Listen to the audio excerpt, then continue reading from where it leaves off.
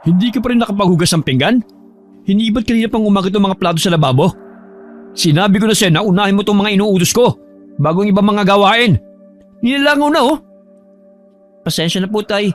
Inutusan po kasi ako ni inay na magtindi ng kakanin sa tapat ng eskwela ni na Kuya Jomer. Nangangatwira ka pang hayop ka. Kung anong inuutos ko, yun ang gagawin mo. Yan na nga lang ang pakinabang mo sa akin eh. Hindi mo pa magawa ng tama. Uhugasan ko na po ang mga plato tay. Ilalapag ko lang po itong bilao sa lamesa. Bilisan mo! At kapin-kapin na ako! Wala akong magamit na baso. Dinampot na may 58 taong gulang na si Romeo ang bilao na ilalapag sana ni Buloy sa ibabaw ng lamesa. At walang awa nitong pinaghahampas ang katawan ng may 18 taong gulang na binata. Hindi pa nasiyahan. Iniuntog pa ito sa dingding na yari sa matigas na kahoy ng Nara. Aray po tay! Tama na po! Nasasaktan po ako! Talagang masasaktan ka sa akin! Nakakapikong ka na eh! Napipikon na ako sa katamaran mo, hayop ka! Tama na po tay! Aray! Naluluha sa sakit ng kanyang ulo si Buloy sa lakas ng pagkakauntog niya sa dingding. Gusto niyang tumakbo ng mga oras na yon para makatakas sa kalupitan ng kanyang ama. Pero katulad pa rin ng dati, naduduwag siya sa posibleng kahihinatnan ng paglalayas niya. At kahit hindi na siya makahinga, sa sobrang hapdi ng mga sugat niya mula sa bilaong nasira sa katawan niya, sinalo na lamang niya pati ang tadyak at suntok ng kanyang ama. Kulang na lang ay pumasok na siya sa ilalim ng lamesa para magtago. Pero hinihila siya ni Mang Romeo sa tuwing napapalayo siya sa kamao nito. Hindi na alam ni Buloy kung saan siya dapat lumugar. Dahil kung hindi naman niya susundin ang utos ng ina niyang si Vilma, ay tiyak na ito naman ang magpaparusa sa kanya. At mas malala pa sa ginagawa ng kanyang ama ngayon. Idagdag pa ang galit ng Kuya Jomer niya sa tuwing napapabayaan niya ang alagang aso nito. At kapag minamalas-malas pa, katabi pa niya sa pagtulog sa kulungan ng asong si Tinoy. Ano bang ingay ang naririnig ko? Dinig na dinig ko ang pagsisigaw mo, Romeo, kay Buloy. Ano bang problema niyo mag-ama? Eh anak mo kasing yan eh. Nadatnan kong hugasin pa rin yung mga platong inutos ko sa kanya kanina pang umaga. Eh sino bang hindi magagalit sa kanya, Haber? Inutusan ko siya kanina maglako ng kakanin sa eskwelahan ni Jomer. Teka, nasaan na ba ang benta mo? Akin na at wala tayong bigas ngayon. Inilahad ng may 50 taong gulang na si Vilma ang kamay sa nakasiksik na si Buloy sa ilalim ng lamesa. Nakayakap siya sa haligi nito at pilit ikinukubli ang payat niyang katawan. Sakalang din niya naalala na ang pinagbentahan niya ng kakanin ay nakaipit sa bilaong inihampas sa katawan niya. Ano ba? Nasaan na ang benta? Nangangalay na ang kamay ko ha? Lumabas ka nga riyan sa ilalim ng lamesa. Ang laki mo na't hindi na rin bagay sa'yo magtago riyan. Nanginginig ang katawang nag-aalalang lumabas sa ilalim ng lamesa si Buloy. Hinarap nito ang kanyang ina na nakadamit pang dasal pa ng mga oras na yon. Isa itong pasyonista sa simbahan at inuupahang tagaiyak sa mga burol o lamay. At ang perang kinikita nito ay siya namang ipinampupuhunan sa pagbili ng mga sangkap sa pagluluto ng kakanin. Hindi na nakapag-aral si Buloy. Dahil ang Kuya Jomer lang nito ang iginapang ng kanyang mga magulang sa pag-aaral sa sekundarya. Kahit 3 beses na itong bumabagsak sa pag-aaral. Kaya umidad na halos ng 20 taon ay nasa 2nd grado pa rin ito. Si Buloy na matalino ay nasa bahay lang at tagasalo ng mga init ang ulo ng kanyang mga magulang. Nagkalat po sa sahig, Nay. Nasa bilao po yun at dinampot ni Itay. Ginamit pang palo sa akin. Ano? Tatanga-tanga ka naman eh. Bakit doon mo nilagay? Eh may bulsa ka naman. Natakot po kasi ako na baka mahulog sa bulsa ko eh. Ano pang tinatayo-tayo mo riyan? Pulutin mo na sa silong. Nang maibili ko na ng bigas, tanga. Binatukan pa sa ulo si Buloy. Natataranta namang mabilis na bumaba ng hagdan ng binata at pinasok ang silong ng kanilang bahay. Yari yun sa kawayan kaya kitang-kita niya ang mga baryang nakakalat sa lupa. Sa tulong ng konting liwanag sa paligid, ay madali niya nakita ang mga pera sa lupa. Nagmamadali siyang pinulot yun isa-isa. At nang matapos na siya sa pagpulot, ay saka lang siya bumalik sa kusina kung saan naroroon ang kanyang mga magulang. Ito na po, Nay.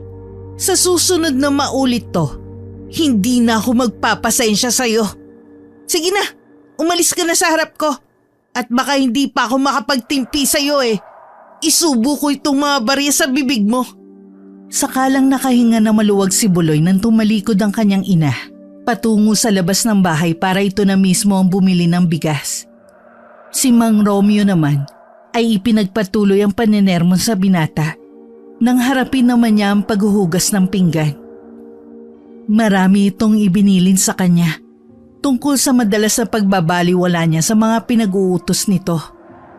Minsan nga'y hindi na niya naiiwasan tanungin ang kanyang sarili kung anak pa ba ang tingin ng mga magulang niya sa kanya.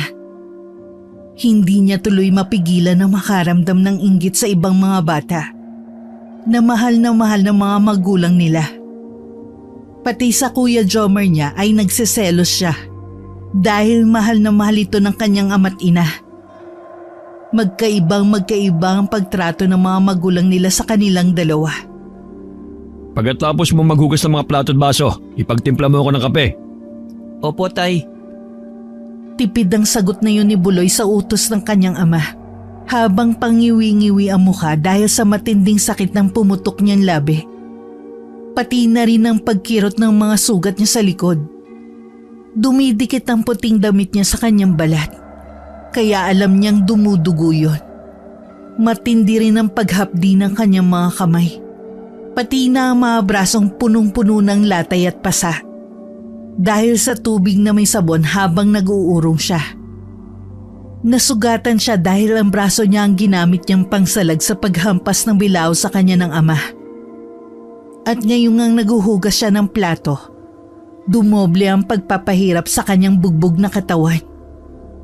Ika nga sa mga kasabihan ng matatandang galit, dila lang ang walang latay.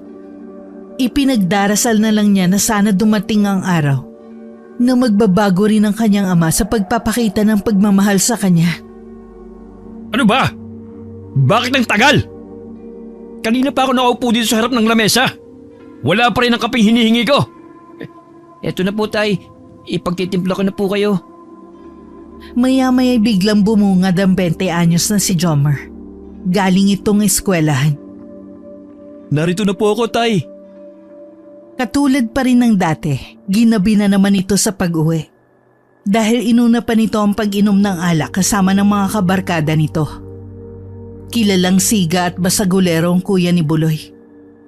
Pero ang nakakapagtaka, kahit harap-harapan na ang mga ginagawa nitong kasamaan, ni minsan ay hindi niya ito kinakitaan na pagbuhatan ng kamay ng kanyang ama, maging ng kanyang ina. Kahit malaki na ang nagagawa nitong pagkakamali, ay tila baliwala lang yun sa kanyang mga magulang. Ipagtimpla mo na rin ang kape ang Kuya Jomer mo nang mawala ang pagkalasing nito. Bilisan mo ang kilos! Ano ba? Ang kupad-kupad mo. Para kang pagong. Isa pa ito sa mga napapansin ni Buloy sa kanyang ama. Kailangan pati ang kanyang Kuya Jomer ay pagsisilbihan din niya. Para na siyang katulong sa bahay nila. At para hindi na lumaki pa ang gulo, sinusunod na lang niya ang lahat ng mga pinag-uutos ng ama. Dahil kung magmamatigas siya o magrereklamo, baka ang kamao naman ng lasing niyang kapatid ng sumunod na magparusa sa kanya. Katulad na nakagisna niyang kalupitan sa mga magulang, ginagaya rin ito kung ano ang paraan ng pagpaparusa nito. Dahil sa katarantahan, ay muntikan pang mapasubsob si Buloy sa lamesang katabi ni Jomer. Napatayo ito at naitulak siya. Nanlilisik ang mga matang dinuro-duro siya sa mukha. Ano ba?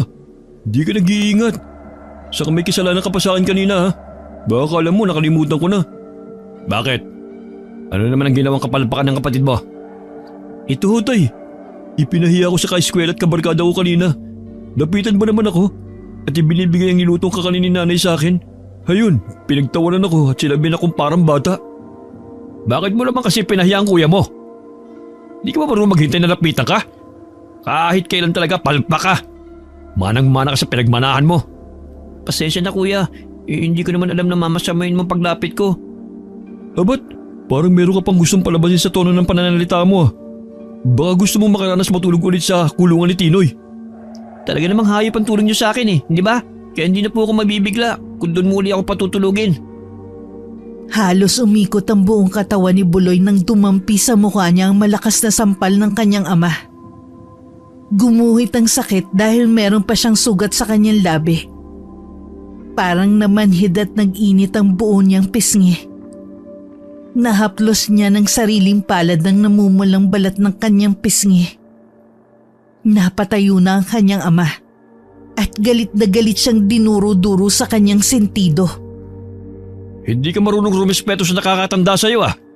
Ang hirap sa'yo. Pati kuya mo sinasagot-sagot mo na. Mas patanda siya sa'yo. Kaya nararapat lang na matuto kang lumagay sa dapat mong kalagyan. Pasensya na po. Pasensya. Durugin ko yung mukha mong lintik ka eh. Parang siga sa kantong binangga ni Jomar ang nakatayong si Buloy. Hindi na rin ito ininom ang tinimplang kape ni Buloy para sa kanya. Si Mang Romeo naman ay mas pinili na lang din pumasok sa kwarto nito. At naiwan si Buloy na nakatingin sa mga kapeng nakapatong sa lamesa. At habang nag-iisa na siya sa kusina, sakalang niya pinahid ang mga luhang umago sa kanyang pisngi. Maya-maya ay dumating na ang kanyang ina. Oh, narito na ang bigas. Isaing mo na to at nang makakain na tayo ng hapunan. Huwag mo aalisan ng tingin ha at baka matulad nung nakaraang araw, hinilaw mo yung kanin. Saka mamaya pagkatapos mo, pumunta ka sa bahay ng matandang babaeng nanlilimos dyan sa kanto. Malapit sa bakuran natin. Singilin mong bayad sa pwesto. Iniabot kay Buloy ni Aling Vilma ang 1 kilong bigas na nakalagay sa berdeng plastic. Kinuha ito ni Buloy bago muling nagtanong sa kanyang ina. Sino po? Si Aling Bella po bang tinutukoy niyo? Sino pa ba? Ang babae lang naman na yun ang madalas kong nakikitang nakapwesto sa labas ng bakuran natin. Ang gusto ko magbayad siya ng renta sa pwesto. Aba, sayang din naman ang ibabayad niya. Dagdag kita rin, hindi ba? Pero kakarampot lang po ang kinikilan sa panlilimos. Kawawa naman po siya, Nay. Kawawa? Sa akin hindi ka naawa? Aba, hindi tayo kawang gawa para libre silang gumamit ng serbisyo ng bakuran ko.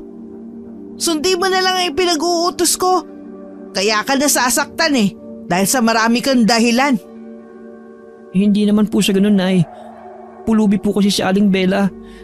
Dapat po tayo pa nagbibigay ng tulong at pagkain para sa kanya. Talagang malaki na ang saltik sa utak mo no? Kaano-ano ko ba siya? Saka, huwag ka nga magpakita ng pagmamalasakit sa mga ganyang tao. Nako, magsisisi ka. Kung hindi ako nagkakamali dating matino ang babaeng yan. Magmula nang mawala ang anak niya, nagkapeste-peste na ang buhay niyan. Ang ibig niyo pong sabihin, Nay, may anak po si Aling Bella? Bakit ba masyado ka maraming tanong, ha? Gawin mo na lang ang ipinag-uutos ko sa'yo at tigil-tigilan mo ang pagbibigay ng malasakit sa babaeng yun. Nakakairita na. O ano, nakapagsaing ka na ba? Nakataas ang kilay ni Aling Vilma habang napadako ang tingin sa hawak na plastik ni Buloy. Saka lang niya naintindihan kung ano ang ibig sabihin ng kanyang ina. Opo, magsasayang na po ako, Nay. Nakita mo ba? Inginuso ni Aling Vilma ang labi nito sa labas ng kanilang bahay. Ang itinuturo nito ay ang matandang nakasandal sa bakod na humihingi ng limos sa mga taong dumaraan. Nakataas ang kamay ng babae. Gula-gula nitong mga damit na suot. At may mga sugat ng talampakan dahil wala itong sapin sa paa. Hindi ka na maghihirap pang puntahan ng babaeng yan sa kanilang tirahan sa bundok. Dahil nariyan na siya. Lapitan mo. Singilin mo nang may pakinabang naman ang pagiging tambay mo rito sa bahay. Masakit talagang magsalita ang ina ni Buloy.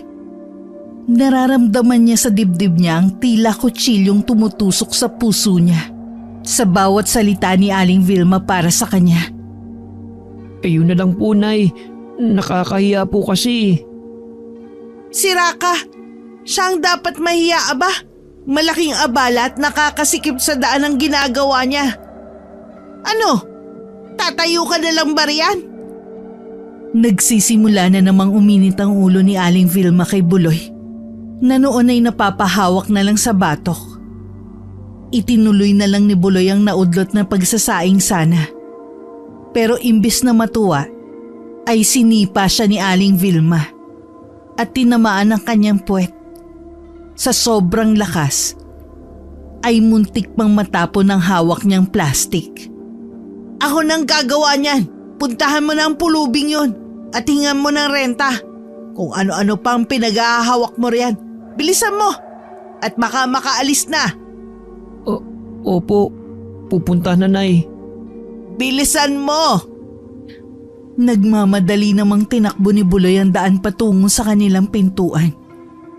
Nilapitan niya ang matandang pulubi na sa tingin niya ay edad 52 taong gulang. Hindi nalalayo sa edad ng kanyang ina.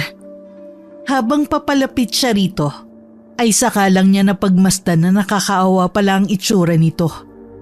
Bukod sa basaang damit, dahil sa nakaraang pag-ulan, ay napakarami rin itong butlig sa balat. Tanda na ito'y natutulog sa kanto o sa kung saan lang ito dalawin ng antok. Maitim din ang mga kuko nito na humihingi ng limos sa mga dumaraan na hindi naman ito pinapansin. Karamihan kasi na napapadaan sa kanilang harapang bakuran ay puro galing sa bundok. Ang iba naman ay mga estudyanteng papauwi na sa kanilang mga tinitirhan. Ano pa nga ba ang mabibigay na limos ng mga dumaraan kapag gabi na at ubos na rin ang kanilang mga baon? Maliban sa 2 piso na nasa palad ng ginang, kalahating tinapay at tubig lang ang nasa tabi nito. Nakaupo ito sa lupa at halos nanginginig ang katawan. Aling Bella, pinapasabi po ni Nanay na kailangan daw po ninyong magbigay ng renta sa pagpwesto nyo rito sa labas ng aming bakuran. Napaunat pa sa pagkakaupo si Aling Bella nang marinig ang boses ni Buloy. Matagal bago ito nakapagsalita. Pinagmasdan muna nito ng mabuti ang binata.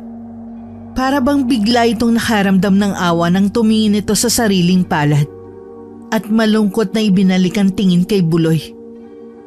Paano ba to? 2 piso lang ang nalimos ko sa maghapong panghihingi ko sa mga dumaraan. Buloy! Matagal pa ba yan? Sige, Buloy, kunin mo na tong 2 piso sa palad ko at makasaktan ka uli ng walang yamong mga magulang. Paano po kayo? Sige na, kunin mo na to. Saka dalhin mo na rin tong langis ko at igamot mo sa mga sugat mo sa mukha. Kahit papano'y nakaramdam ng tuwa si Buloy sa babae. Tila nakaramdam din siya ng pangliliit sa sarili sa ugaling yun ni Aling Bella. Kulang na lang ay ipagduldulan nito sa kanya ang hawak na maliit na bote na may lamang langis para lang makabalik agad sa kinaroroonan ng kanyang ina. Hindi ko po ito matatanggap, Aling Bella. Sa tingin ko po, mas kailangan niyo po ito eh. Sige na, sarili mo muna ang alalahanin mo. Tinatawag ka na ng iyong ina. Ako naman ay aalis na rin. Gumayak ito patayo habang dinadampot isa-isa ang mga gamit nito. Si Buloy naman ay malungkot na lang na napatingin sa mahinang pagkilos ng matanda sa pagkakasandal nito sa kanilang bakod. Huwag ka lang makakalimot ng pagtawag sa Diyos para manatili kang mabuting tao, ha? Natigilan si Buloy sa paalalang yun ni Aling Bella. Sa isip niya'y nagagalit siya sa anak na umabanto na rito at sa asawa nitong pinababayaan lang itong mamalimos ng tulong sa iba para lang mabuhay. Sinusuong nito ang ulan para lang makakuha ng awa sa iba. Hindi napansin ni Buloy na napakatagal na pala niyang nakatayo at nakatanaw lang sa papalayong babae. Parang may kung anong kurot sa puso niya habang pinagmamasdan ng barya sa palad niya. Kasama ng langis na simbolo ng pagpapakita ng pag-aalala ng matanda para sa kanya. Oo, pagmamalasakit galing sa ibang tao. Higit dapat sana'y ang kanyang ina ang magpakita nun sa kanya. Hoy! Buloy! Ano na? Pumasok ka na rito! At akin na yung mga binigay sa'yo! Opo, nariyan na po. Tinakbo lang ni Buloy ang pagitan nilang dalawa ni Aling Vilma. Nakaabang ito sa pintuan ng kanilang bahay. Ilang saglit lang ay nasa harapan niya na ito at nakalahad ang palad. Nakatingin ito sa hawak niyang pera at bote ng langis. Iniabot niya rito ang 2 piso. Bigla ay napataas ang boses nito. Ano to? 2 piso? Saan naman aabot tong binigay ng pulubing yun? Akin na nga yung hawak mong bote. Langis po ito, inay. Igamot ko raw po sa sugat ko. Itapon mo. Aanihin ko naman yan. Kahit ipamprito ko sa itlog, hindi yan sasapat. Kalokohan. Baka matetano ka pa riyan. Pesteng babaeng yun. Ako ba'y pinagloloko niya? Hindi naman po siguro, nay. Nakita ko pong yan lang talagang kinita niya. Isa ka pa. Kahit kailan palpak ka talagang utusan. Hindi na nakapagsalita si Buloy sa muling pagpapakita ng pagkairita sa kanya ni Aling Vilma. Nakasimangot ito na parang hindi nakakaramdam ng awa kay Aling Bella. Ay, kung sa bagay, pambili na rin to ng bawang. Sa susunod, sabihin mo sa babaeng yun, taasan na ang ibibigay, ha? O siya, pulutin mo na mga nakakalat kong bilao. Wala na naman ako mapaglalagyan ng ilalako kong mga kakanin. Sinira na naman ng ama mo ang bago kong bilao. Mabilis namang dinampot ni Buloy ang nasirang bilao. May mga bahid yun ng dugo dahil sa pagtama nito sa likod niyang nasugatan. May maigagamot na sana siya sa sugat niya. Pero kinuha rin ng kanyang ina ang bote ng langis saka itinapon sa labas ng bintana. Ang kuya mo pala dumating na ba? Opo, lasing na lasing nga po eh. May bago pa ba? Lagi namang umiinom ng alak ang kapatid mong yun. Hay, magmula nang mapasubo yun sa gulo, naghirap na tayo ng ganito. Nakakawalang gana. Huwag mo na nga ako tawagin kapag kakain na. Parang napagod ako sa'yo. Gusto ko lang magpahinga. Malaki po talagang nawala sa inyo at sa akin. Kung hindi siya nagpakitang gilas sa mga walang kwenta niyang barkada, hindi rin po sana ako mahihinto sa pag-aaral. Ang boses mo marinig ka ng kuya mo. Gusto mo ba mabugbog ulit? Dating mayaman sina Aling Vilma at Mang Romeo. Kung hindi lang sa mga nangyaring malaking trahedya sa buhay ni Jomer nang minsan masangkot ito sa away kalye, ay hindi nila dadanasin ang paghihirap ngayon. Muntik makapatay ang Kuya Jomer ni Buloy nang pagsasaksakin nito ang lalaking tumanggi na inaalok nitong tagay ng alak.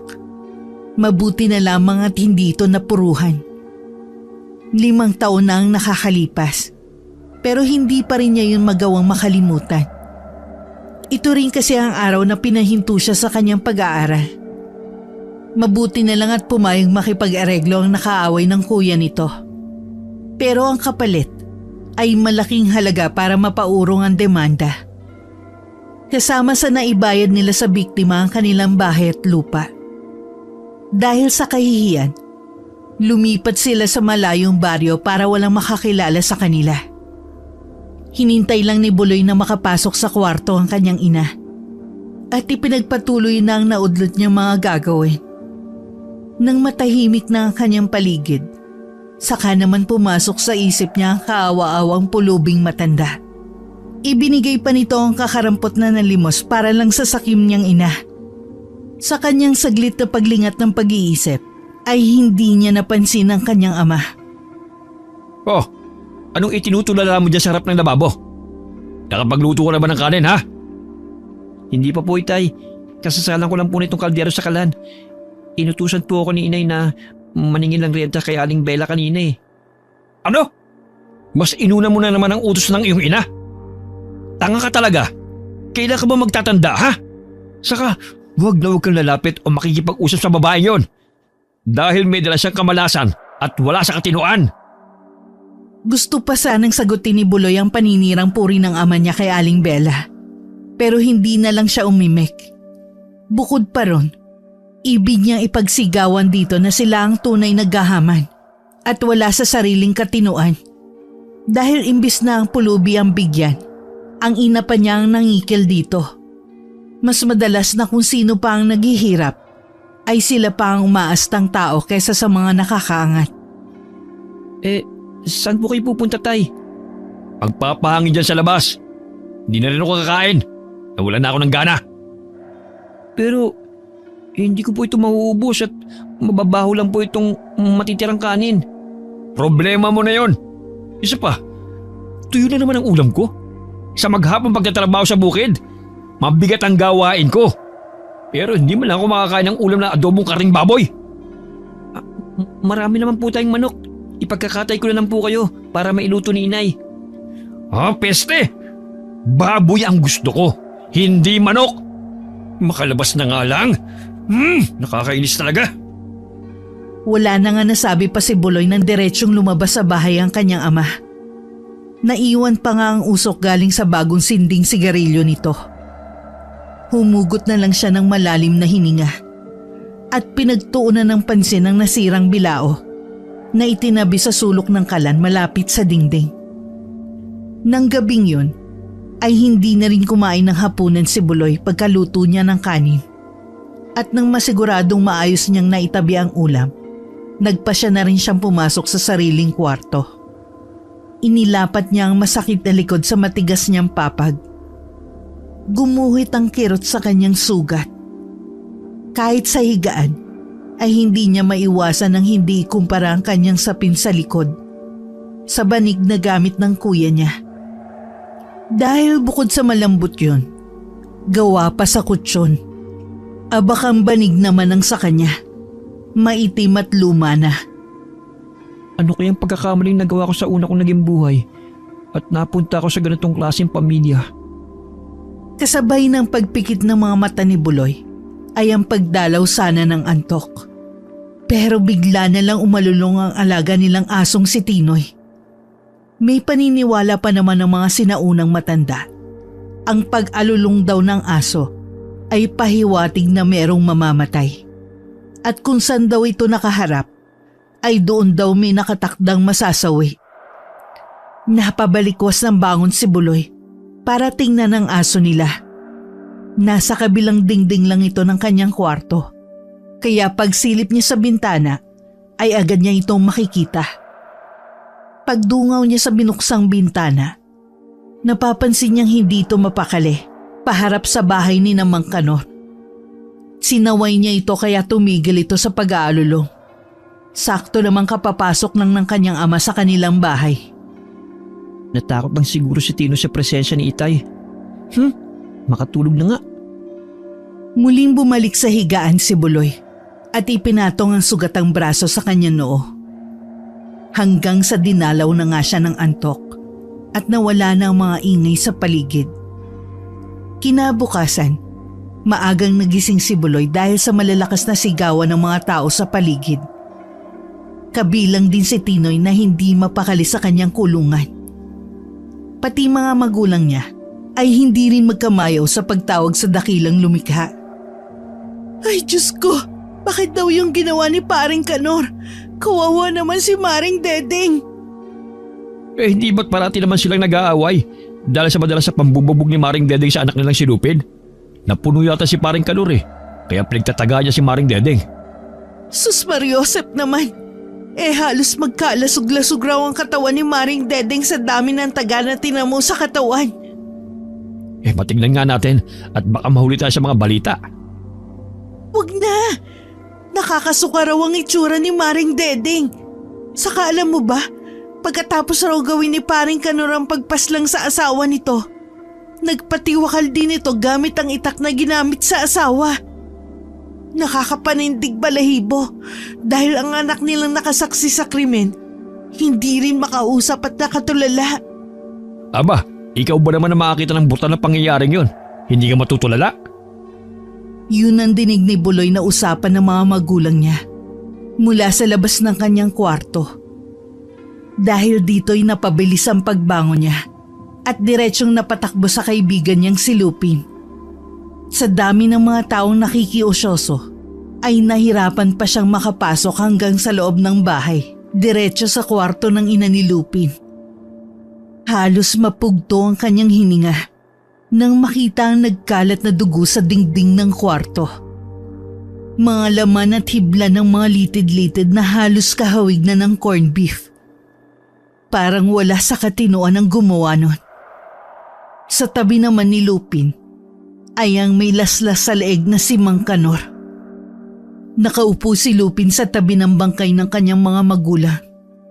Katulad dito ni Buloy na napakaraming latay at pasaang balat. Dahil naman sa pambubugbog ng mga magulang nito. Ito marahil lang gustong ipahiwatig ni Tinoy sa alulong nito kagabi. Lupin, magsalita ka. Magpakatatag ka. Walang tugon o pagsulyap man lang sa mukha ni Lupin. Nanatili lang itong tulala at walang tigil ang pagsigok. May makintab na bagay sa balat ni Lupin sa parte ng mga sugat nito. Pero hindi na lang yun pinansin ni Buloy. Dumating ang mga pulis at kawani ng barangay para mag-imbestiga sa mga nangyari.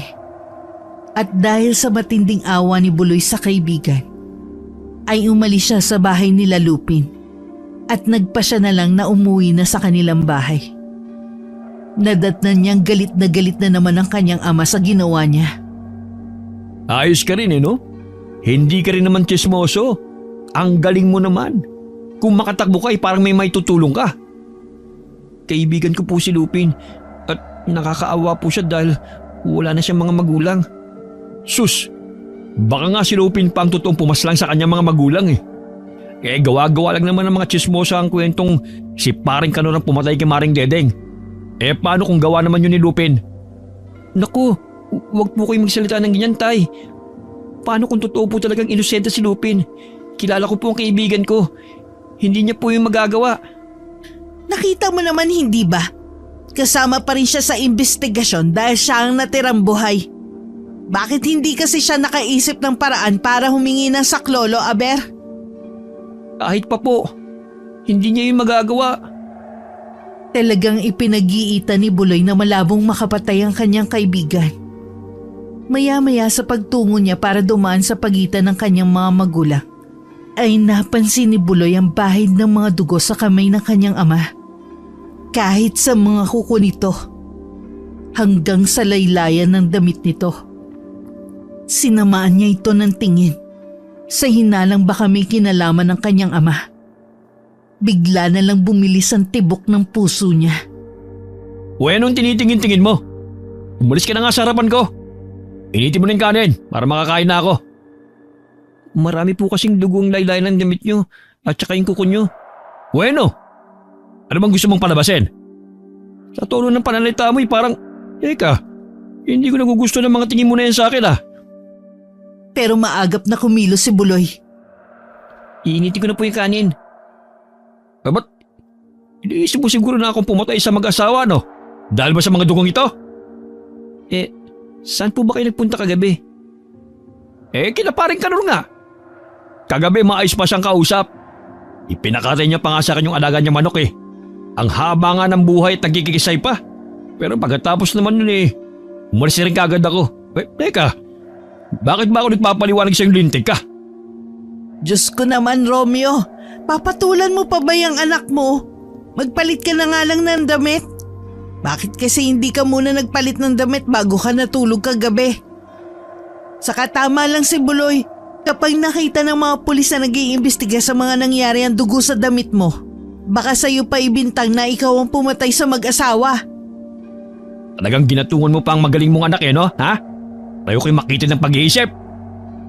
Aalis na sana si Mang Romeo papunta sa kwarto para magpalit ng damit nang bigla nitong nilingon ang pintuan at malayong tinanaw si Aling Bella na nakikiusyoso na rin sa mga tao sa bahay ni Mang Kanor. Tignan mo nga Vilma, babaeng yon. Bakit hanggang dito nakasunod yan? Aba, malay ko. Kahit saan tayo magpunta, kahit siguro lumipat pa tayo sa planetang Mars, nakasunod yan. Lintik ka kasi, kaya palaging nakabuntot yan sa atin. Wala ka kasing patawad. Makaalis na nga. Bakit ba nalipat na naman sa akin ang usapan? O ikaw, anong tinatayo-tayo mo pa yan? Tapos bang inuutos ko sa'yo, ha? Opo tay, maghahain na po ako ng pagkain. Nakakainis. Sira na naman ang araw ko. Halos mahigit ni Buloy ang sariling hininga sa kilos ng kanyang ama. Siguradong siya na naman ang pagbabalingan ng galit nito. Pagkatapos ng ilang minuto, ay nakapaghain na rin siya ng pagkain. Inihaw na isdang tuyo at piniritong itlog ang niluto niyang ulam. Mahilig silang magkape kaya nagtimpla na rin siya. Sakto namang kalalabas lang ni Mang Romeo na nakasando lang. Ganon din si Jomer na sumilip na rin sa kwarto. Parang kagigising lang dahil may natuyo pang laway sa bibig nito.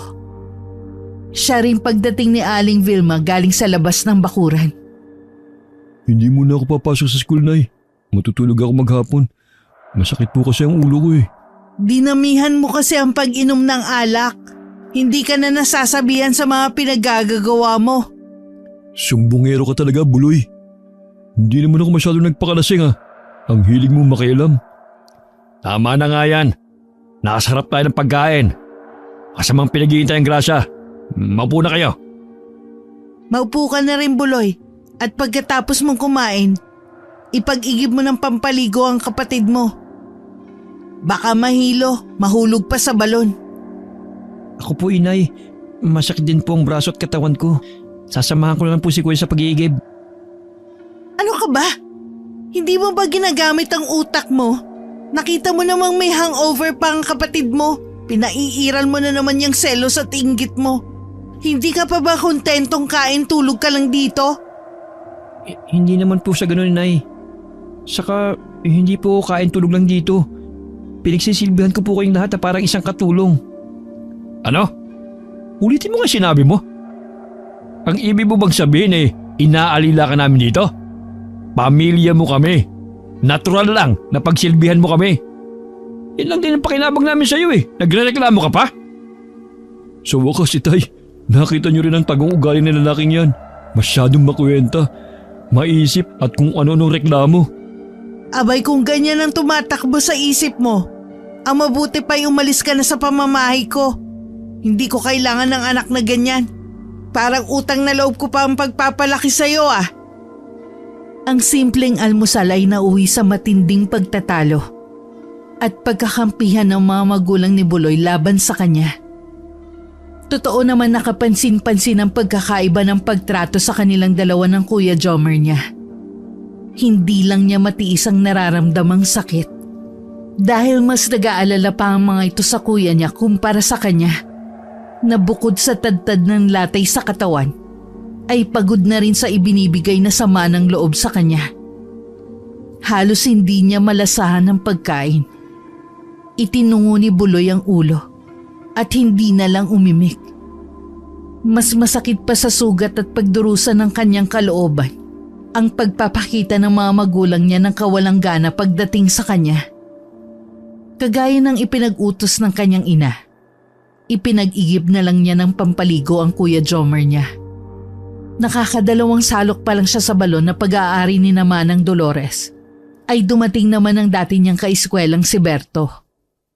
May dala rin itong timba at mukhang mag-iigib rin ito kagaya niya. Mukhang pares ko, napalo ka rin ng iyong ama. Natalo na naman siguro sa sugol kaya nilagyan ka na naman ng marka sa katawan. Bungad ni Buloy kay Berto habang hawak ang mahabang kawayang pangsalok sa tubig. Nakita niyang may mga bagong paso sa katawan ng bagong dating. Tinignan muna nito ang bilog-bilog na paso mula sa sigarilyo, saka napapahikbing ikinuwento ang nangyari. Tama raw ang sinabi niya at sa awa ni Buloy kay Berto, siya na rin na naglagay ng tubig sa timba nito. Ang malas naman natin sa mga magulang. Kita mo nangyari kay Lupin. Para bang Tama lang nangyari sa kanya dahil wala nang mananakit pa sa kanya. Pero ako, kahit pag malupitan ako ni Naita at Inay, mahal na mahal ko pa rin naman sila eh. Hindi ko sila magagawang saktan. Pwera na lang kung hindi ko sila kadugo o totoong mga magulang. Baka makapatay pa ako kung sakali. Malungkot na napangiti si Berto sa mga tinuran ni Buloy. Sinabi nito na kasalanan sa Diyos ang pumatay ng tao at hindi rin daw nito magagawang saktan ng mga magulang na nagpalaki rito. Pagkatapos ay nagpaalam na rin ito sa kanya at siya naman ay binuhat na rin ng 2 malalaking timbang may lamang tubig, pampaligo ng lasinggero niyang kapatid. Pagdating niya sa bahay ay nadismaya si Buloy. Anak naman ng Teteng oh. Talagang ako pa rin na mag-uugos ng mga pinagkainan namin. Mahapdi pa naman ang sugat ko. Pero ang pagrereklamo niya ay naudlot nang marinig niya ang tinig ng kanyang Kuya Jomer. Bilisin mo! Iiling-iling na ipinasok ni Buloy ang 2 timba sa loob ng banyo, kung saan naroroon ang kapatid at hinihintay ang pagdating niya. Mukhang balak pa nitong magpahilod ng likod sa kanya. Wala naman siyang nagawa kundi ang sundin nito. Paliguan mo rin pala si Tinoy. Saka ibinili ni Itay kanina bago siya umalis. Bumili ka raw ng karing baboy sa palengke at ipaluto mo raw kay Inay. Matagal na raw siyang hindi nakakatikim ng adobo. Nakakadiri naman. Mukhang hindi ako makakain nun. Kahawig kasi nang nakita kong karne ng katawan ni Aling Dedeng. Mabuti naman. Pabor sa amin yun. Masosolo namin ang ulam. Nang uuyam ang tawang yun ng Kuya Jomer ni Buloy. Kaya sa inis niya rito ay binilisan na lang niya ang paghihilod sa likod nito gamit ang magaspang na bato. Kailangan din kasi niya magmadali para ibili ang kanyang ama ng karne ng baboy bago ito umuwi sa hapon. Ang ina naman niyang si Aling Vilma ay ume-extra muna ng paglalabada sa mga magulang ni Berto. Kinailangan pa niyang tulungan ito para makapagluto agad ng adobo sa gabi. Dahil sa pagmamadali, hindi niya sinasadyang nabitiwan ni Buloy ang hawak na batong panghilod at nabagsakan sa paang kapatid. Aray ko, hayop ka! Hindi ko sinasadya, kuya. Tila bingi si Jomer sa paliwanag ni Buloy kaya nabigla itong tumayo. Dinampot nito ang bato. Nagulat siya nang ibato yun ng kuya niya sa kanya at tumama sa kilay niya. Pumutok yun at tumagos ang dugo sa mukha niya. Hindi niya magawang maimulat ang kaliwa niyang mata dahil sa walang tigil na pag-agos ng dugo. Natatarantang hinubad ni Buloy ang kanyang damit at itinakip sa sugat niya. Nagmamadali siyang tumakbo palabas ng bahay para humingi ng tulong. Sakto naman naroroon si Aling Bella na nakasandal sa kanilang bakod.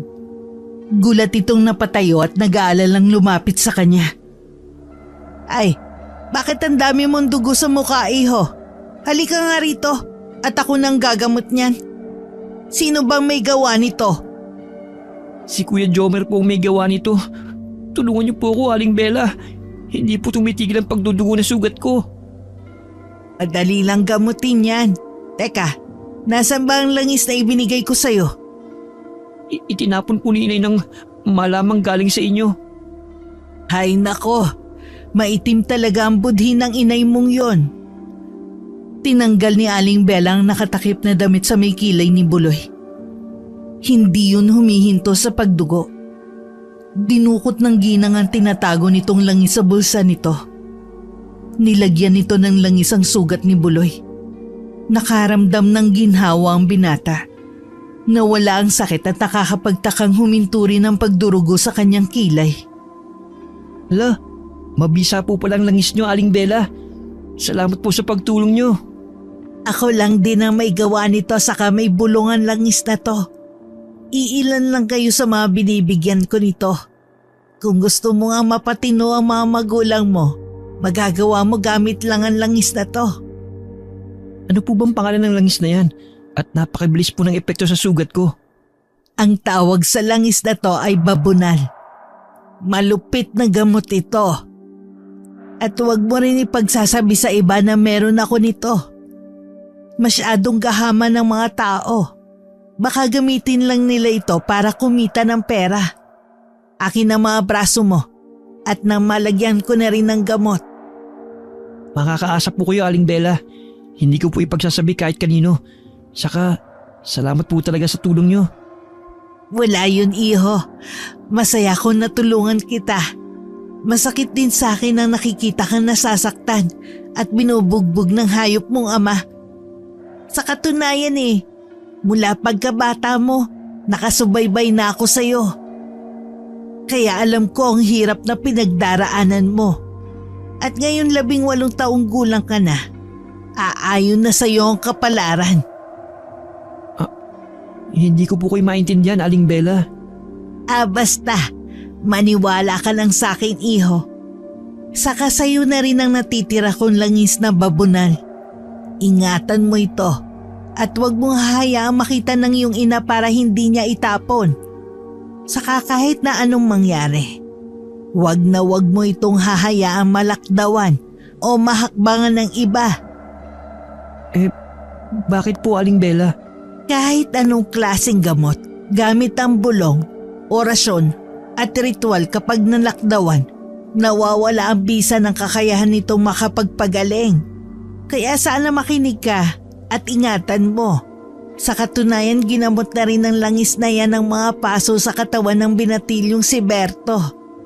Binigyan ko rin siya ng kaunti. Sa'yo lang ang pinakamarami. Basta kapag naubos, lumapit ka lang sa akin. Opo. Paano po? Kailangan ko na pong umuwi para humingi ng pasensya kay kuya. Tango lang ang itinugon ng matanda kay Buloy. Sa pagtalikod ng binata, ay isang nakakatakot na pagngisi ang pinakawalan ni Aling Bella sa kanyang mga labi. Kasunod nito, ay tumawa ito ng mahina ngunit matinis. Pahiwatig ng isang masamang hangarin. Sinundan pa ng tanaw ng matanda ang papalayong binata. Saka sinulya pa ng dugo ang puting damit na iniwan ni Buloy. Napakasaya talaga ng araw na ito. Pwede na akong manood na lang ng kakaibang palabas sa pagsikat ng araw kinabukasan. Kasabay ng masiglang balita na magpapatibay sa aking kaligayahan.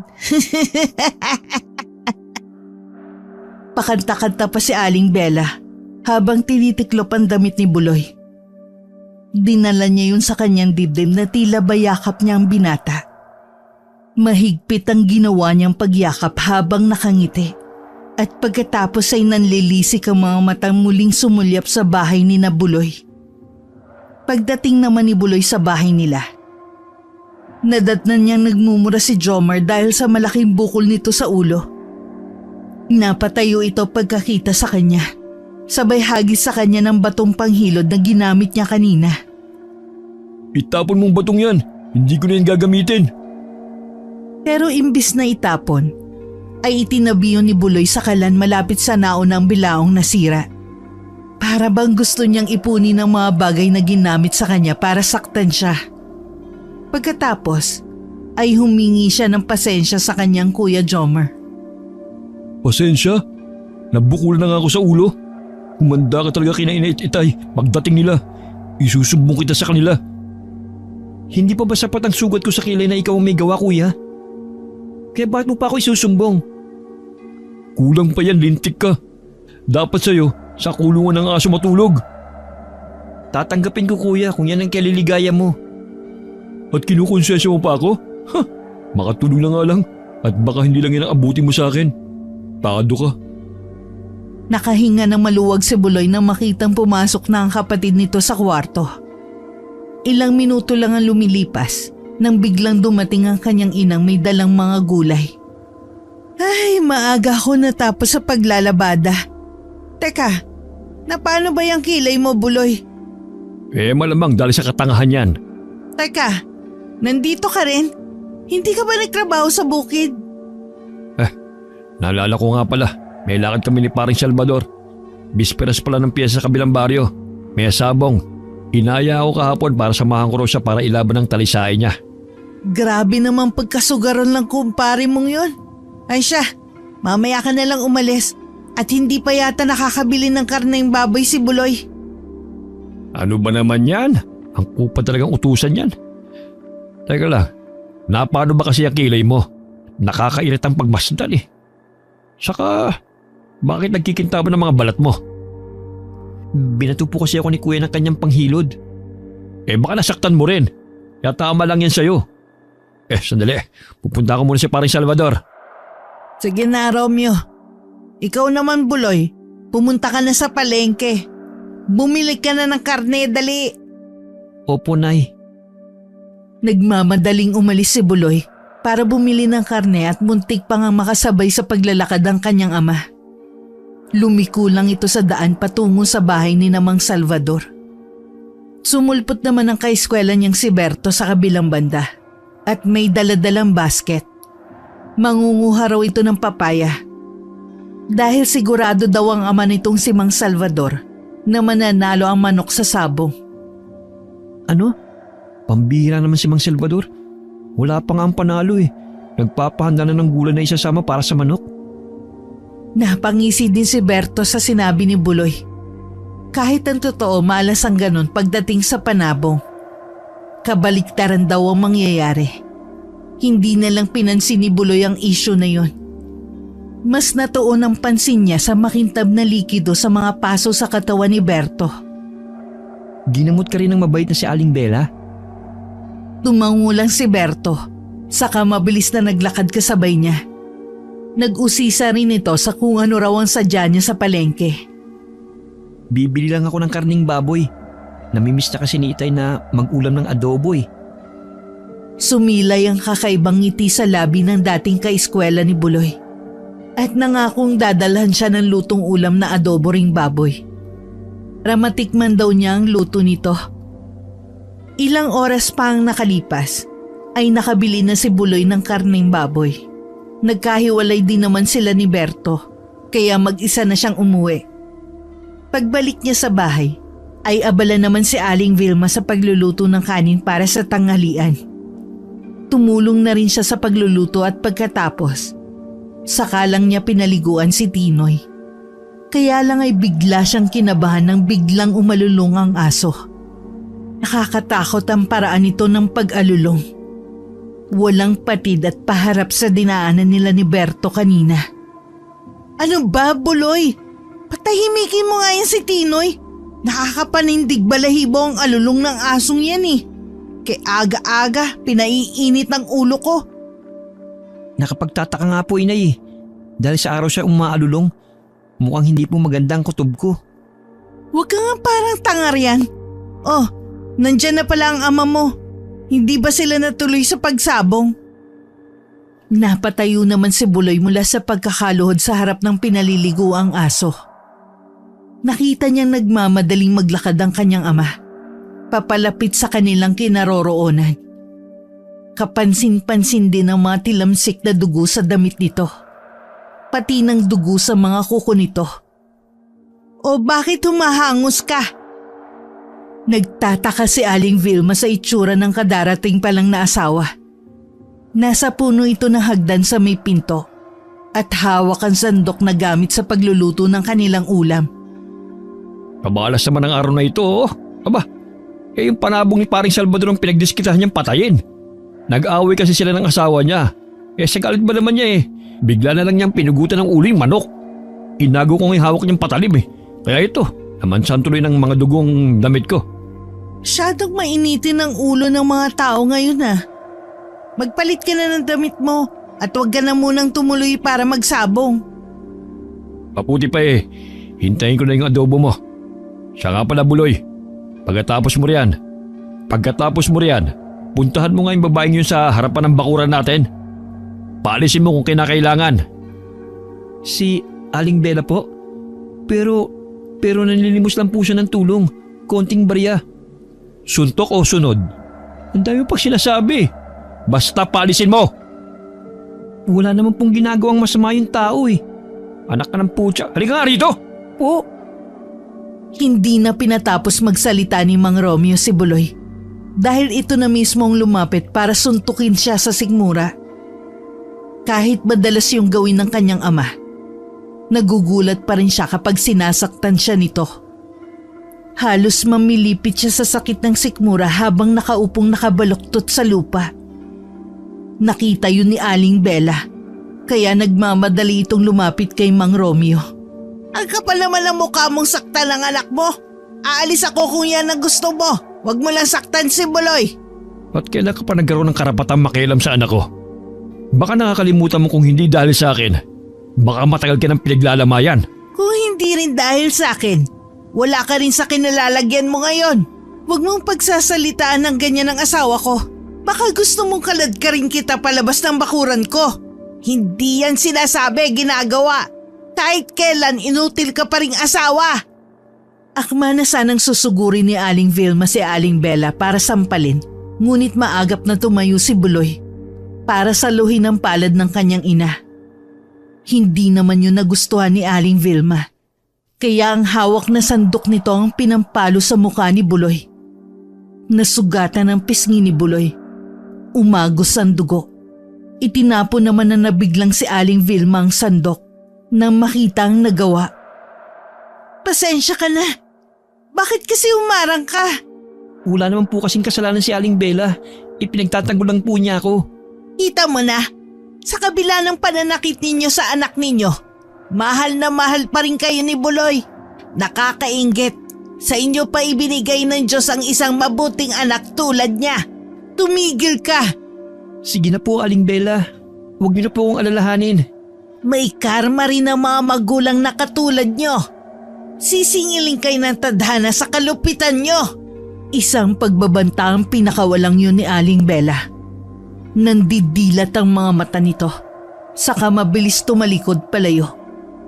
Kasabay nito ay ang malakas at nakakatakot na pag-alulong ng aso, paharap sa papalayong matanda. Hoy, Tinoy! Tumigil ka! Nakaka-bad trip eh! Wala nang nagawa pa si Buloy, kundi ang pagmasdan na lang ang papaalis na ring ama, kasunod ng kanyang ina. Naiiwan ni Aling Vilma sa lupa ang sandok na ginamit sa pagpalo kay Buloy kanina. Pumasok na ito sa kanilang bahay at dinampot naman ni Buloy ang sandok para itabi sa naunang mga gamit na nagdulot ng sugat sa kanyang katawan. Hindi niya alam kung bakit at para saan ang ginagawa niyang pagtatabi sa mga gamit. Pagpasok niya ng bahay, diretso siya sa kusina. Sa harap ng kalan ay inilapag ni Buloy ang sandok sa tabi ng bilao at bato. Katulad ng mga naunang bagay na yun, may mga bahid din yun ng kanyang dugo. Kakain na ako, Vilma. Ipagsandok mo muna ako ng adobong baboy. Narinig mo naman Buloy, di ba? Ipagsandok mo na ang tatay mo ng pagkain. Idamay mo na rin ang plato namin. Tignan mo nga sa labas. At parang may naghahanap sa'yo. Tinatawag ang pangalan mo eh. Saka lang din kumilos si Buloy nang marinig ang pamilyar na boses ni Berto sa labas. Pagkasilip niya sa pintuan, nakita nga niya ito na nakatayo sa may puno ng hagdan. Nakangiti ito at hawak ang isang mangkok na punong-puno ng laman ng adobong karne. Tinupad nito ang sinabi kanina nang huli silang mag-usap na patitigimin siya ng luto nito. Salamat, Berto, sa ulam. Mukhang sarap. Saka marami itong dala mo ha. Baka naman wala na kayong ulam. Sumagot lang ito ng hindi at ibinida pa kay Buloy na pinili daw nito ang malamang parte ng karne dahil gusto raw nitong siya ang unang makatikim sa unang luto nito. Nahagip pa nga ng paningin niya ang pasilip-silip na si Aling Bella mula sa kalayuan. Kitang-kita ni Buloy ang masaya nitong pagkaway at malapad ng pagkakangiti bago ito tumalikod. Saka naglakad papalayo. Kinabahan naman si Buloy sa hindi maipaliwanag na dahilan. Nawala lang ang atensyon niya sa matanda nang biglang magsalita uli si Berto para magpaalam. Maya-maya na lang daw nito babalikan ng lalagyan. Salamat, Berto. Mukhang bagong ahon lang to sa kalan ha. Mainit pa. Mabilis ang ginawang pagtalikod ni Berto kay Buloy. Si Buloy naman ay muling sinulyapan ng hawak na mangkok bago dinala sa naghihintay na lamesa. Nakaupo ang kanyang mga magulang. Ganon din ang Kuya Jomar niya, nakakaupo lang din nang dumating siya. Inilapag niya sa gitna ng mesa ang ibinigay sa kanya ni Berto. Saka nag-agawan na sila sa pagsandok ng kanin sa plato. Aba, kanino galing to? Mukhang masarap at malapot ang sabaw. Galing po kay Berto.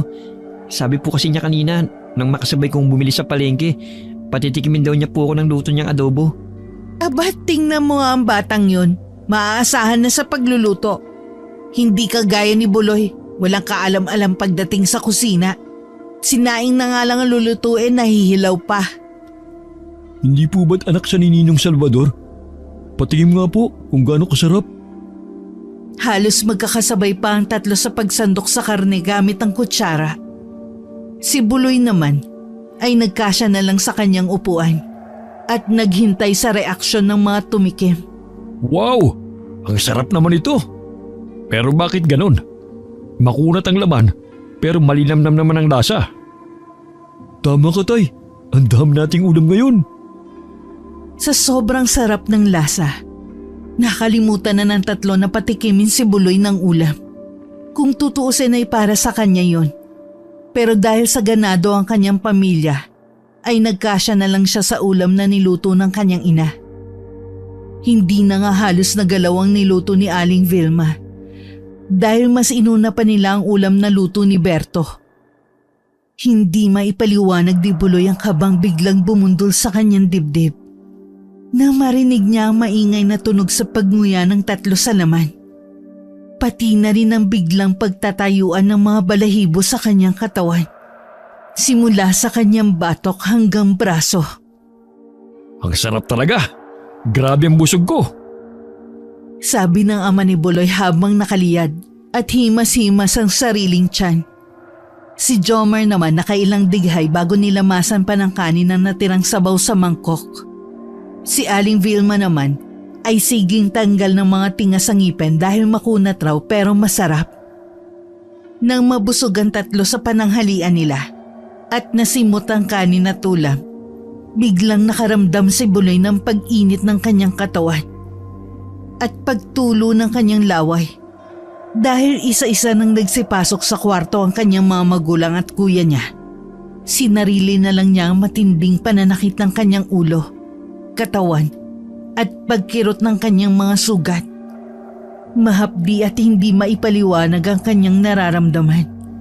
Kaya bago pa lumala, kinuha niya ang langis sa kanyang bulsa at ipinahid yun sa mga sugat na kumikibot dahil sa sakit. Maya-maya'y dagling ng laho ang pananakit na nararamdaman ni Buloy. Napalitan niyo ng antok at pagod. Kaya pagkatapos sa ginagawang pagliligpit at paghuhugas ng pinagkainan, wala sa loob na dinampot niya ang sirang bilao, batong panghilod at sandok. Dinala niya ang mga yun sa kwarto at ipinatong sa lamesa saka siya umidlip. 4 na oras mula sa kanyang pagkakahiga ay nagising si Buloy sa pagkakagulo ng kanyang pamilya sa labas ng kanyang kwarto. Kanya-kanya silang pagsusuka. Ang kuya Jomar niya ay sa lababo nagsusuka. Sa bintana naman nagsisuka ang kanyang mga magulang. Inay, itay, ano po nangyayari sa inyo? Ang hayop na to, nagtatanong pa. Kuya, bakit ba? Ang hayop na si Berto, naka-eskwela mo. Yun ang dala sa atin ng ulam. Grabe! Karne pala ng mga magulang niyang niluto niya. Ano po?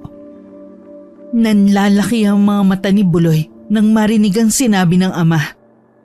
Palibhasa'y kagigising lang niya, kaya matagal bago niya naunawaan ang ibig sabihin nito.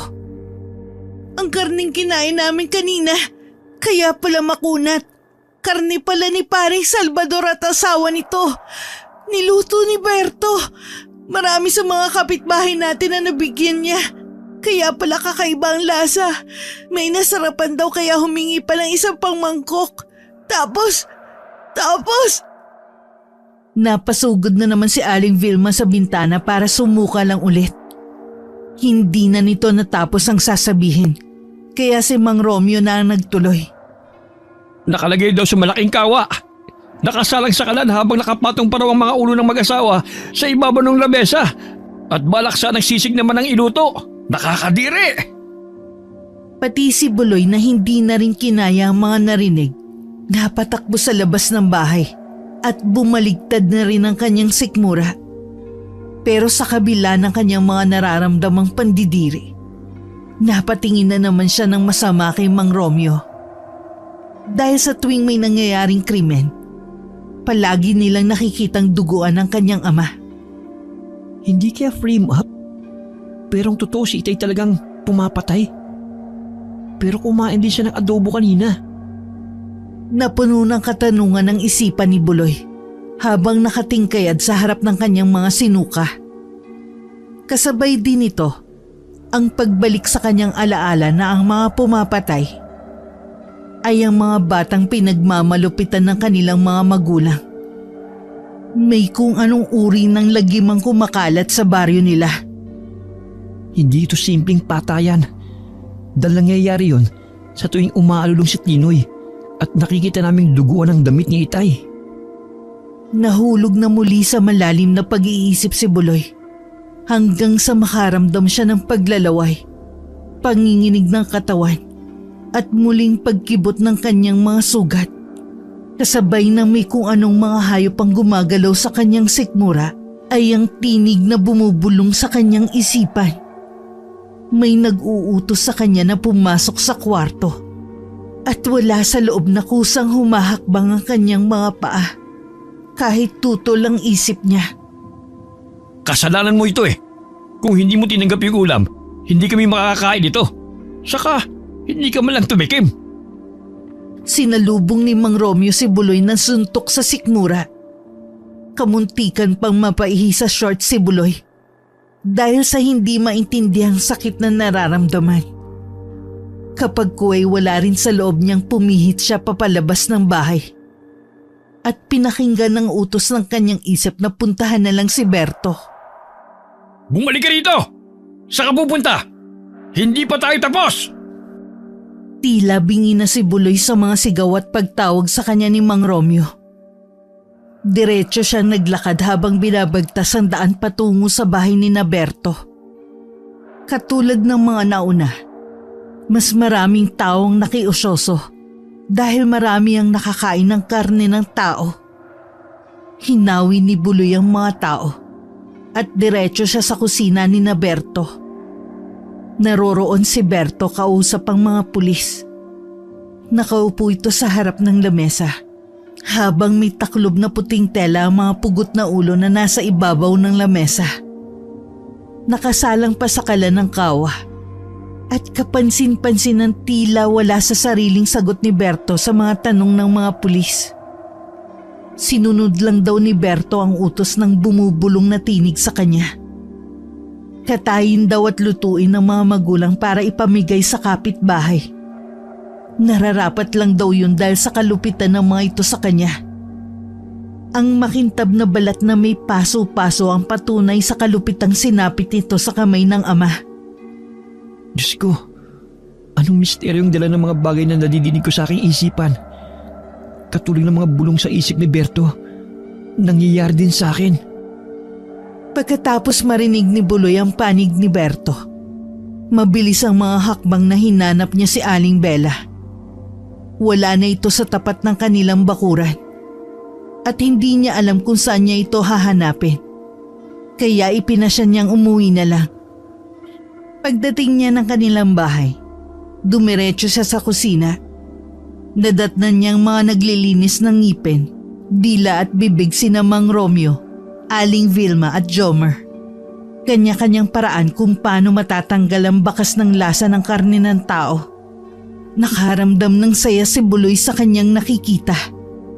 Pero hindi niya alam kung bakit at kung para saan ang tuwang nararamdaman niya. Masaya ka? Nakangiti ka dyan eh. Natutuwa ka nangyari sa amin to? Naku, hindi po.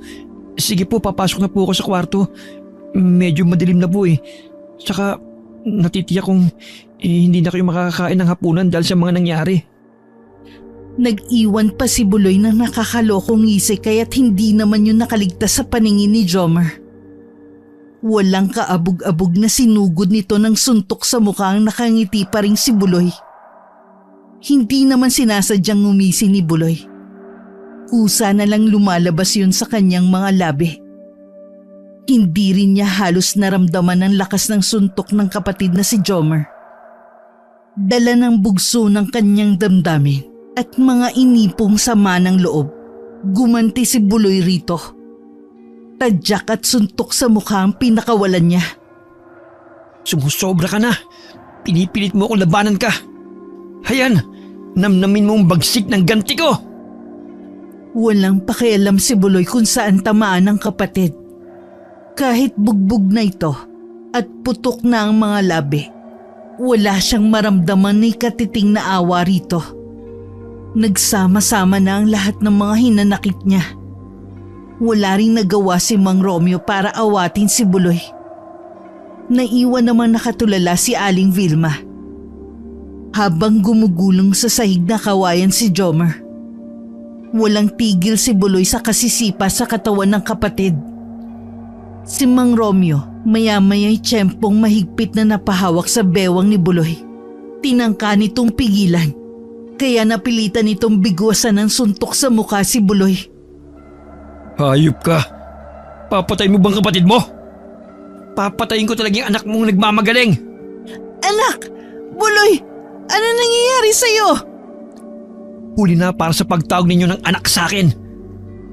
Wala sa katinoang tinalikuran ni Buloy ang natitigilang si Aling Vilma.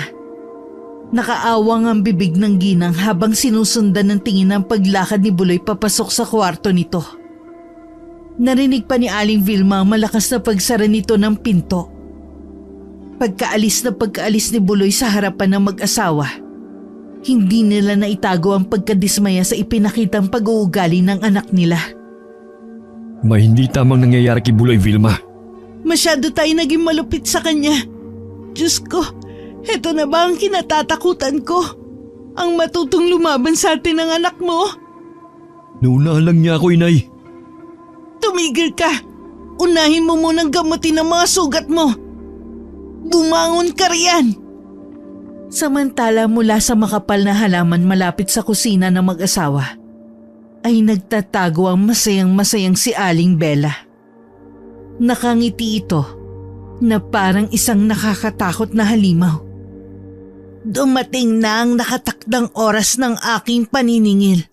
Sa pagsira mo ng buhay ko, aking Romeo.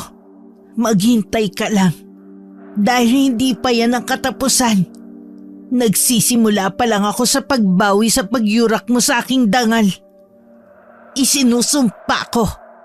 Mapapabilang ka kasama ng asawa mo sa brutal na pagpaslang ng mga kagaya ninyong magulang na malulupit sa anak. Tila baliw na tumawa si Aling Bella. Ang tunog ng tawa nito'y may kasama pang ik-ik.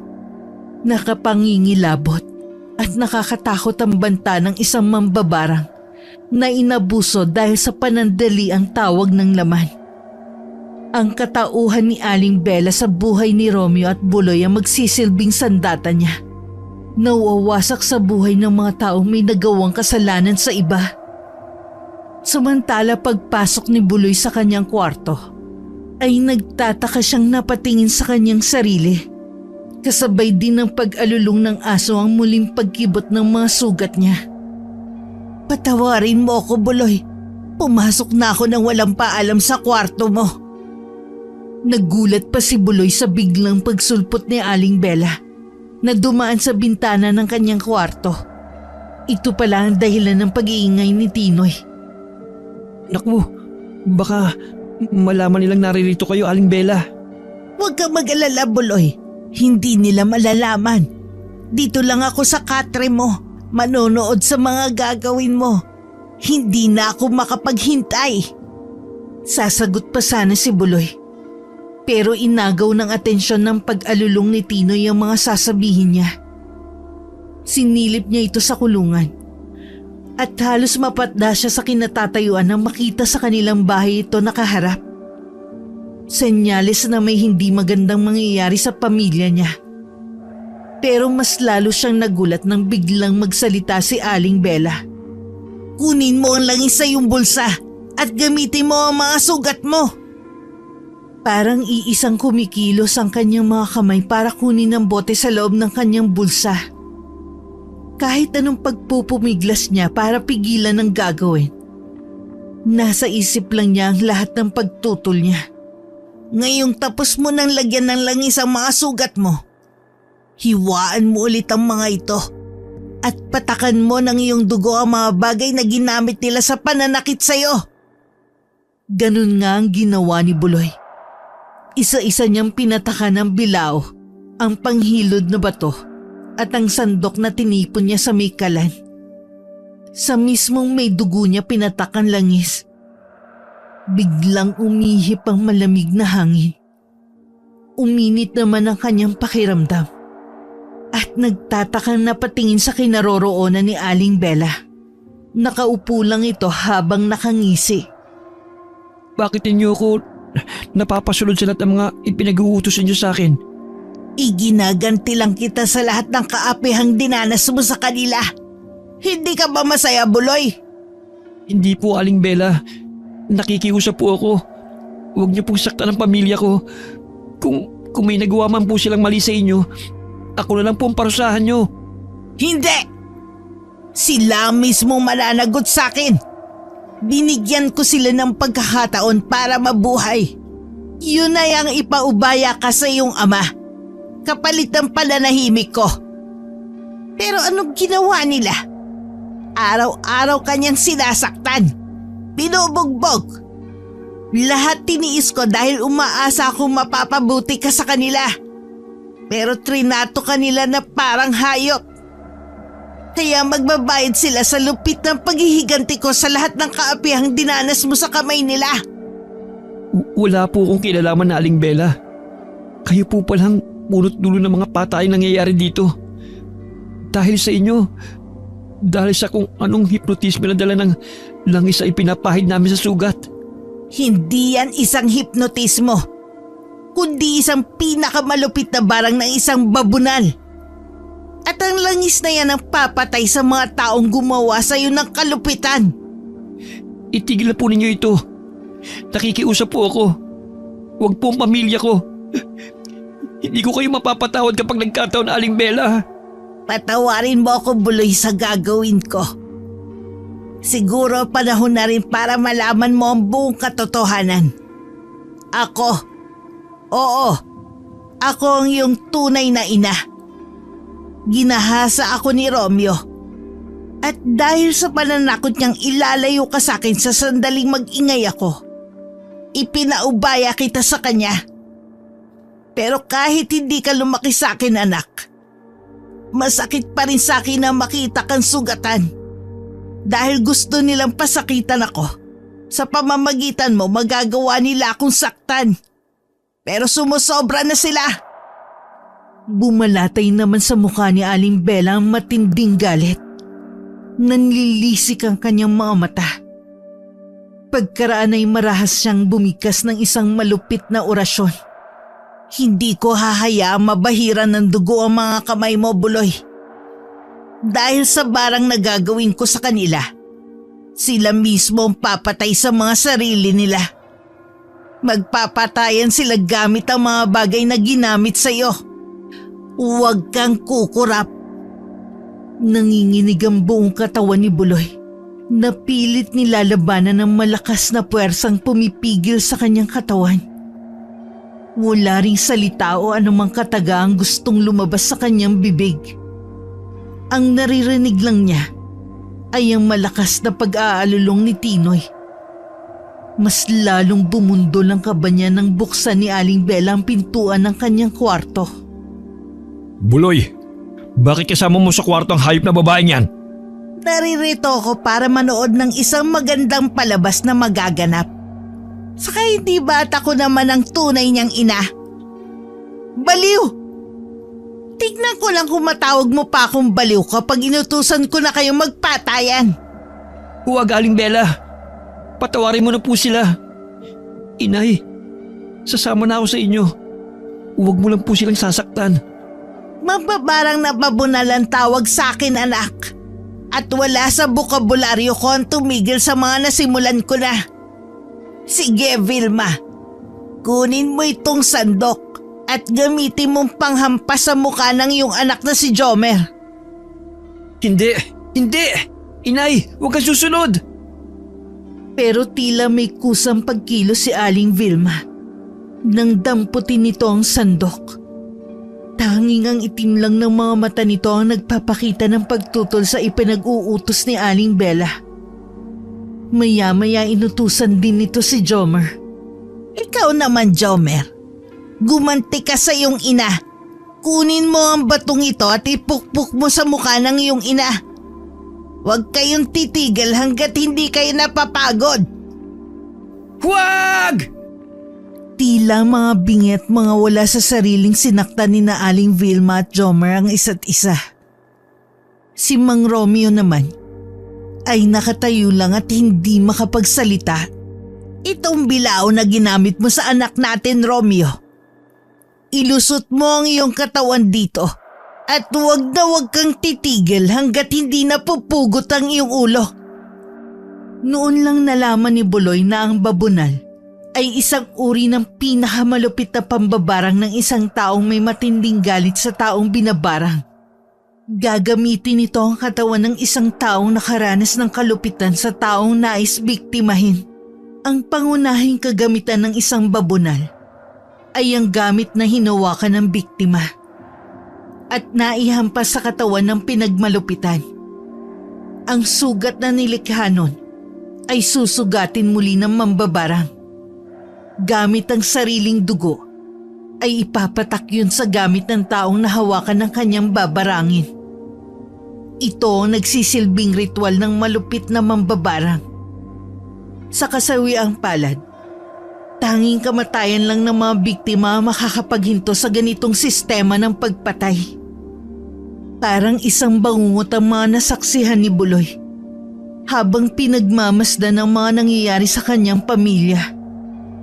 Para siyang mababaliw sa walang katapusang sakitan sa pagitan ni na Jomer at Aling Vilma. Nauna nang bumulagta si Mang Romeo dahil humiwalay na ang ulo nito sa katawan. Nagkalat ang mga dugo sa sahig hanggang umabot na sa silong ng bahay. At sa huling pagkakataon ay tinangka ni Buloy na yakapin ang kanyang ama para makahingi ng tawad. Pero sa kasamaang palad, hindi niya maigalaw ang sariling katawan.